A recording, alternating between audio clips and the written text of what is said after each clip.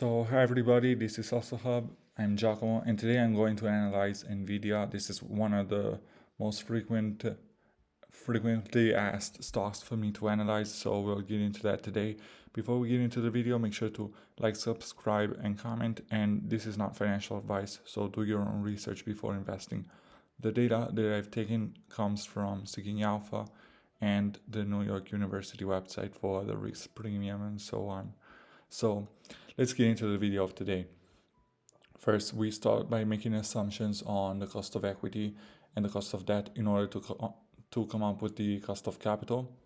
So I've taken the interest rate swap for the next 10 years that is floating around 4% more or less, so we'll stick to that. And then I've taken the risk premium from the spreadsheets of Aswath Damodaran, and he said that for this year the risk premium for the US is 4.6%, so I've taken that as a reference. Next, we have the beta, and this is the last 24 months beta for Nvidia, and it's 1.99. So I've taken that into account, and I've come up with the assumption, the estimate of the cost of equity. Then I've taken the cost of debt. I've used a low spread because it has a low debt to capital ratio, and it has a really strong moat, this company, so I've taken that into account. So I didn't make assumptions on very high spreads for the debt that Nvidia has. So once that's said, here's the calculation for the weighted average cost of capital, and then I've taken into account the possibility that looks very, very likely that the interest rates will go down from now on. So I've taken that into account, and I've made the assumption that over time the weighted average cost of capital for Nvidia would go down, and it will go down significantly from now, both because of the lower interest rates and because probably as Nvidia further consolidates, probably it will become less volatile, and therefore the weighted average cost of capital should reduce because given that we take into account the beta for the cost of equity, I think that a lower beta could have a pretty big effect on the estimation of the cost of capital. Then we have some highlights of what Nvidia has done for the last 10 years, and we can see how the revenue has grown. This is a compounded annual growth rate calculation, and it has grown almost 33% year over year on average. So that's a pretty good number. And here's the earnings. The earnings have grown even more, given that probably it has increased its margins, Nvidia. And then we have the free cash flow that is around 50%. So yeah, really good numbers. We'll see if that's fairly priced into the stock. It's overpriced or underpriced. So we can see that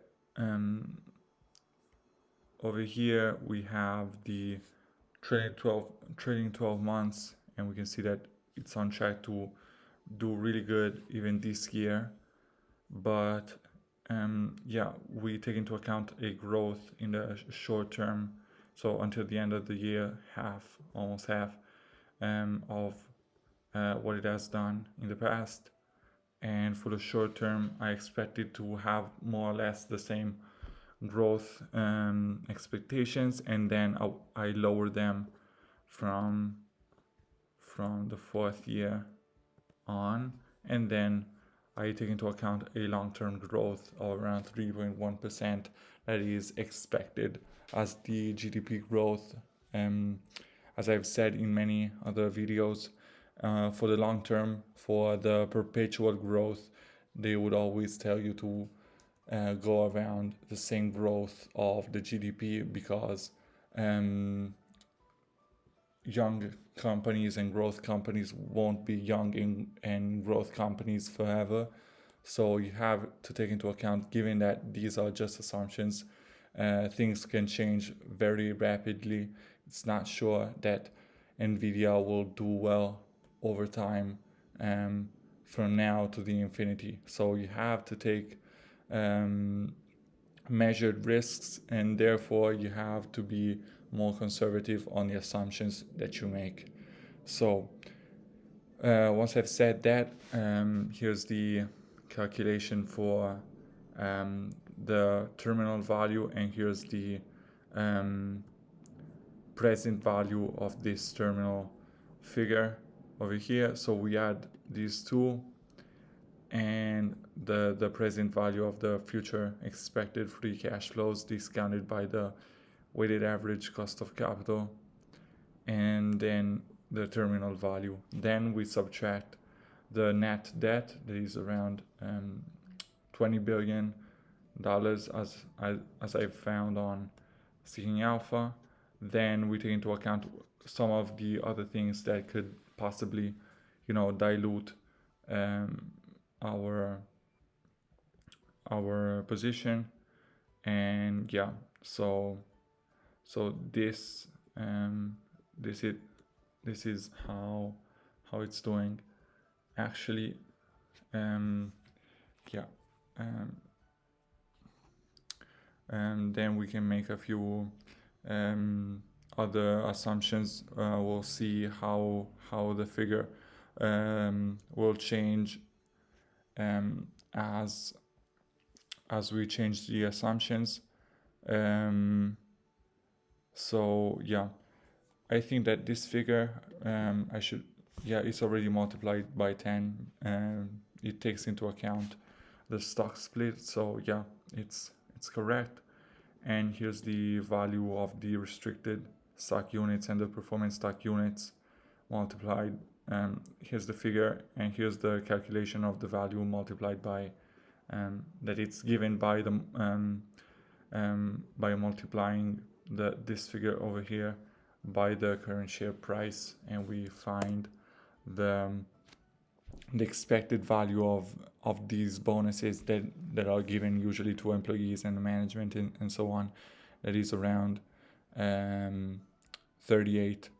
billion. And over here, actually, this is a positive figure. I just got reminded of that. And because it has the cash position is larger than the actual debt, so the net position is actually positive. So here's the value of the equity once we've taken out all these possible costs and so on. This is the estimated value, and I divide it by the outstanding shares that are around 24.5 billion out there. So yeah, I've divided that, and I come up with a share value of around $85. So it's lower than the current share price. As a matter of fact, many analysts think that Nvidia is equally weighted or overpriced. I would stay conservative because yes, it has done phenomenally well. The management has done great things and so on, but I wouldn't discount a long-term growth as it has done in the past. We can see what would happen if it were to grow by 30% year over year from the 4th year until the 10th. We can see that it would change quite a lot. This would even make it relatively cheap, but you have to stay conservative. And as a matter of fact, I've already discounted a pretty significant drop in the cost of capital. So these are pretty positive assumptions already. So I wouldn't make assumptions as if Nvidia would do phenomenally well forever, because yes, these are just assumptions. Things can change, and new rivals can come up and eat the growth that Nvidia is currently having. So you have to stay conservative, as I said. So we can change some of these assumptions. We can make it as if it were to grow until the end of the year as more or less what it has done in the past. And we can make it 45% this one, and yes, still it wouldn't be at the same price of the last trading day. So yeah, it's definitely not cheap as of now, I think. But if something were to happen in the short term, given the market as a whole is pretty volatile has been pretty volatile for the last week and so on, maybe if things were to go down even a little bit more, we could think about seeing Nvidia as a cheap opportunity, but not as of now. So these are just my assumptions. Let me know in the comments if you think that I should make different assumptions, if you have any other suggestions for new stocks that you want me to analyze. So this is it for today. I'm Giacomo. Please like, subscribe, and comment for the next stocks you want me to analyze. This is it for today. See you next time.